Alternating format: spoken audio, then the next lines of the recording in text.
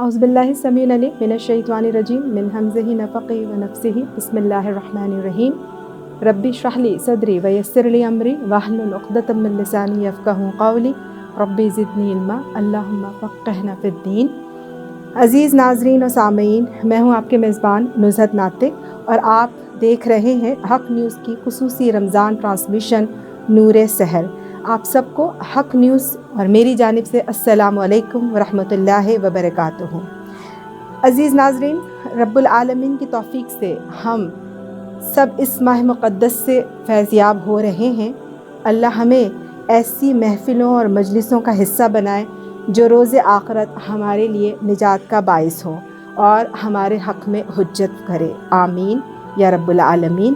ایسی ہی ایک محفل کا آغاز کرتے ہیں اللہ سبحانہ تعالیٰ نے کے بابرکت نام کے ساتھ، اور آج ہمارے اس محفل کا موضوع ہے مقاصد روزہ۔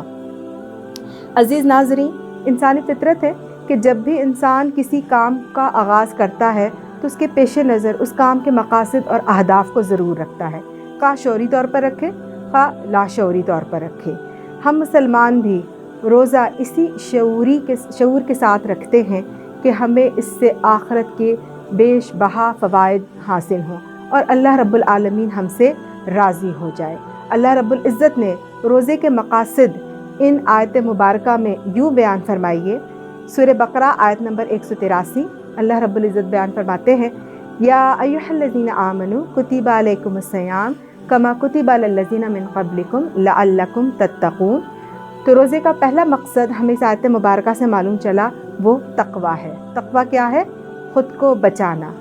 اصطلاحی معنی اگر ہم اس کا دیکھیں تو خود کو گناہوں سے بچانا، اللہ کے غضب سے بچانا، شیطان کے آئے ہوئے ہر وسوسے سے بچانا، اور نفس جو ہمیں برائی کی طرف ابھار رہا ہو اس برائی سے بھی خود کو بچا لینا۔ تو گویا روزہ ضبط نفس کا دوسرا نام ہے، یا ضبط نفس کی تربیت کے لیے اللہ رب العزت نے روزے کا یہ پروگرام ہمارے لیے ترتیب دیا۔ اسی طرح اگر ہم سورہ بقرہ کے آیت نمبر 185 میں دیکھیں تو اس میں اللہ تعالیٰ فرماتے ہیں روزے کے دوسرے مقصد کو کچھ یوں کہ شہر رمضان الذی انزل فیہ القرآن ھدی للناس وبینات من الھدی والفرقان فمن شہد منکم الشہر فلیصمہ۔ رمضان وہ مہینہ ہے جس میں اللہ رب العزت نے قرآن کو نازل کیا، اور یہ تمام انسانیت کے لیے ہدایت ہے۔ اور اسی آیت مبارکہ میں اللہ تعالیٰ نے فرما دیا، پس تم میں سے جو کوئی اس ماہ کو پائے اسے چاہیے کہ وہ کیا کرے؟ روزہ رکھے۔ پھر اللہ تعالیٰ رخصت دینے کے بعد فرماتے ہیں کہ اللہ تم پر آسانی چاہتا ہے، اللہ تم پر مشکل نہیں چاہتا، اس لیے یہ طریقہ تمہیں بتایا جا رہا ہے کہ تم روزے کی تعداد کو پورا کر سکو، اور جس ہدایت سے اللہ نے تمہیں سرفراز کیا ہے اس پر اللہ کی کبریائی کا اظہار کرو، اعتراف کرو اور اس کے شکر گزار بندے بن جاؤ۔ تو روزے کا دوسرا مقصد آیت سے یہ معلوم ہوتا ہے کہ اللہ کے شکر گزار بندے بن جانا، شکر گزاری کو رویے کو اختیار کرنا۔ شکر گزاری کیا ہے؟ اللہ کی دی ہوئی نعمتوں کا صحیح استعمال۔ یہ جسم، یہ آنکھیں، یہ دماغ، یہ دل، تمام اعضاء جو اللہ نے ہمیں دیے ہوئے ہیں ہمارے جسم کے اندر، ان کا صحیح استعمال کر کے ہم روزے کے اس دوسرے مقصد کو بآسانی حاصل کر سکتے ہیں۔ اسی طریقے سے اللہ نے جو ہمیں مال اولاد دیا ہوا ہے، یہ بھی اس کی بے بہا نعمتوں میں سے نعمتیں ہیں۔ اس نعمت کا بھی صحیح استعمال اللہ کی اصل میں شکر گزاری ہی ہے۔ اب ہم دیکھتے ہیں کہ اللہ رب العزت نے تیسرا مقصد روزے کا جو ان آیت مبارکہ میں بیان فرمایا کہ اللہ تعالیٰ کہتے ہیں وَإِذَا سَأَلَكَ عِبَادِي أَنِّي فَإِنِّي قَرِيب۔ جب میرے بندے تم سے پوچھیں میرے بارے میں تو ان سے کہو کہ میں تمہارے بہت ہی قریب ہوں، اور پکارنے والا جب کبھی بھی مجھے پکارتا ہے تو میں اس کی پکار کو سنتا بھی ہوں اور جواب بھی دیتا ہوں۔ لہٰذا انہیں چاہیے کہ میری دعوت کے اوپر بھی لبیک کہے اور مجھ پر ایمان لائے۔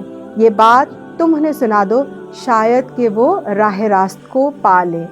تو روزے کا تیسرا مقصد سورہ بقرہ کے آیت نمبر 186 سے ہمیں یہ حاصل ہوتا ہے، رشد کا مل جانا۔ رشد کیا ہے؟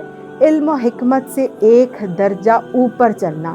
گویا ہمارا خالق جس نے ہماری فطرت کے عین مطابق ہمیں عبادات عطا کی ہیں وہ جانتا ہے کہ ہم کس طریقے سے اس کے آگے سرنگو ہو سکتے ہیں۔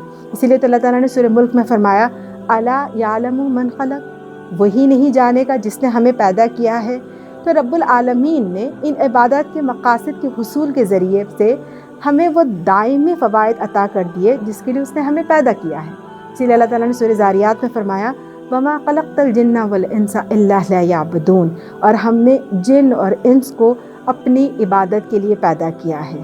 تو روزے کا مقصد بھی اسی آیت مبارکہ کو پورا کرتا ہے کہ ہمیں مل کر اپنے رب کی عبادت کرنی ہے، اور عبادت کے جہاں اتنے بیش بہا طریقے ہیں ان میں سے ایک طریقہ اس کے رسول صلی اللہ علیہ وآلہ وسلم کی شان میں نذرانہ عقیدت پیش کرنا بھی ہے۔ تو آئیے ناظرین، اس وقت ہم ایک خوبصورت آواز میں ایک خوبصورت نعت کو سنتے ہیں۔ ہم کو رحمان سے جو ملا اس محمد کی کیا بات ہے، ہم کو رحمان سے جو ملا اس محمد کی کیا بات ہے، ہم کو رحمان سے جو ملا اس محمد کی کیا بات ہے، جن کے بائی علی مرتضیٰ، جن کے بائی علی مرتضیٰ، اس محمد کی کیا بات ہے، ہم کو رحمان سے جو ملا اس محمد کی کیا بات ہے۔ کافروں کی سزا کے لیے لا الہ کی بقا کے لیے جن کا شبیر کربل چلا، جن کا شبیر کربل چلا، اس محمد کی کیا بات ہے، ہم کو رحمان سے جو ملا اس محمد کی کیا بات ہے۔ اور سیدہ آمنہ جن کی ماں، زوجہ جن کی ختیجہ بنی، جن کی بیٹی ہوئی فاطمہ، اس محمد کی کیا بات ہے، جن کی بیٹی ہوئی فاطمہ، اس محمد کی کیا بات ہے۔ اور لوگ آئے بہت ڈھونڈنے، آخر کار سب تھک گئے، جن کا سایہ بھی نہ مل سکا، جن کا سایہ بھی نہ مل سکا، اس محمد کی کیا بات ہے، ہم کو رحمان سے جو ملا اس محمد کی کیا بات ہے۔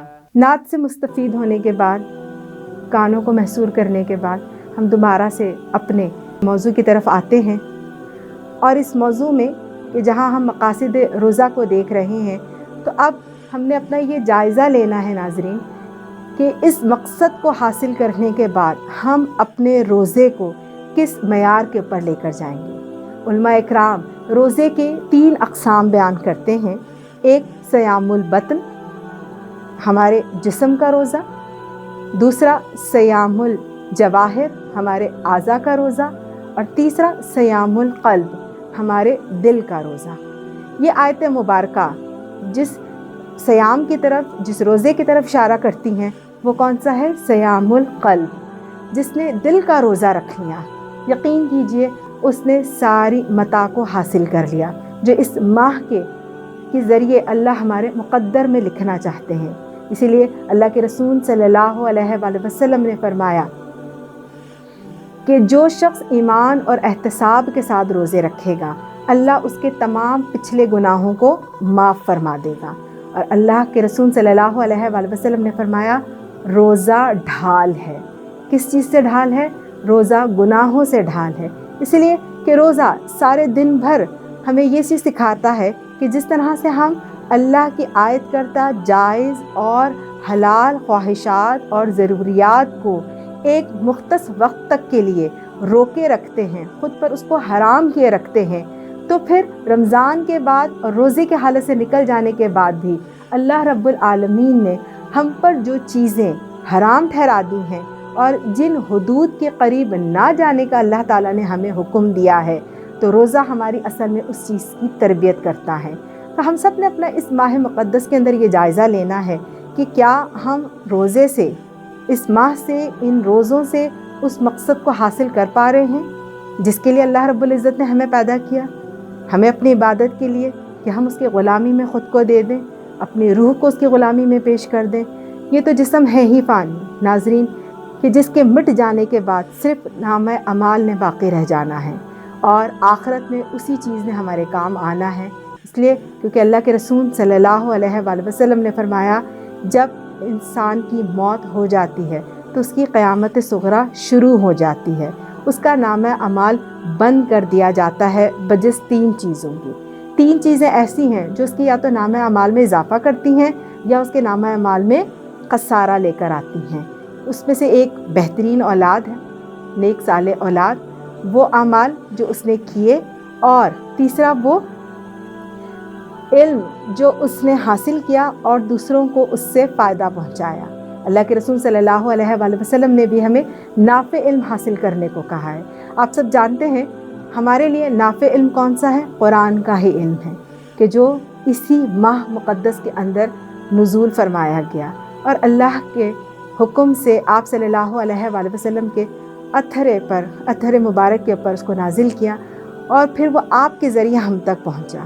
یہی وہ قرآن ہے جس کے ذریعے سے ہم اپنے ان مقاصد روزہ کو حاصل کر سکتے ہیں، جس کے ذریعے سے نہ صرف ہم اپنی آخرت کو سنوار سکتے ہیں بلکہ ہمارے ارد گرد رہنے والے لوگ اور ہمارے معاشرے کے لوگ بھی جو ہے وہ اس سے مستفید ہو سکتے ہیں۔ اس لیے کیونکہ اللہ کے رسول صلی اللہ علیہ وآلہ وسلم نے قرآن کی تعلیمات کو، وحی الہی کو بارش سے تشبیہ دی۔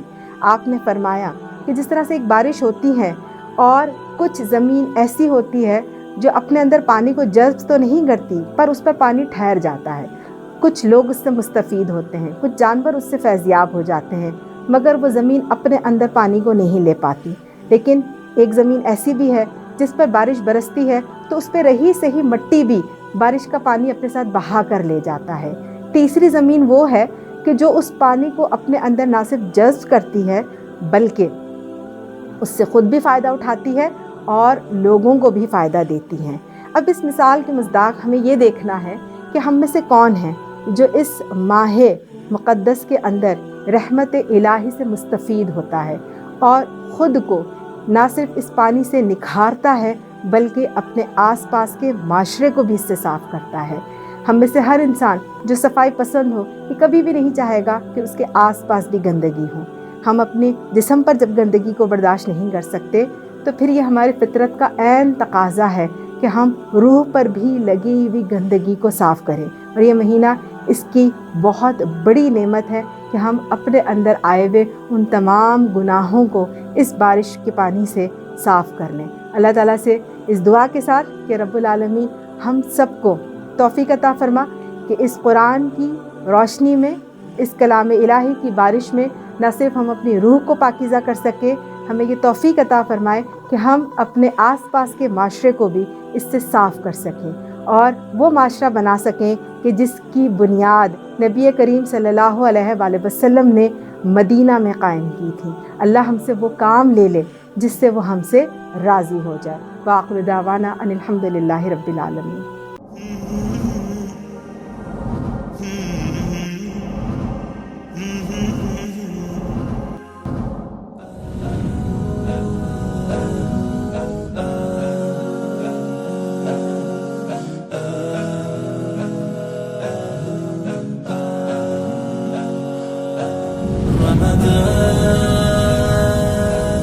Ramadan